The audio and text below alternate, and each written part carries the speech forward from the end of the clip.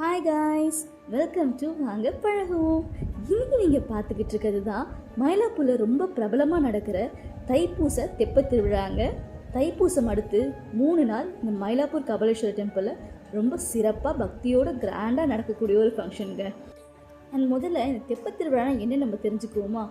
தெப்பத் திருவிழானா சுவாமியையும் அம்மனையும் அழகாக டெக்கரேட் பண்ணின ஒரு தெப்பத்தில் கோவில் டேங்க்கில் ஸ்லோவாக சுற்றி வர வச்சு பக்தர்களுக்கு தரிசனம் கொடுக்குற ஒரு அழகான விழா தாங்க இந்த திருவிழா.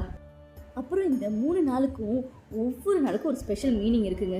முதல் நாள் பார்த்தீங்கன்னா சுவாமியும் அம்மனையும் தெப்பத்தில் 5 சுற்று டெம்பிள் டேங்க்கில் வருவாங்க. அப்புறம் 2வது நாள் பார்த்தீங்கன்னா ரொம்ப கிராண்டாக 7 சுற்று தெப்பம் சுற்றி வருங்க.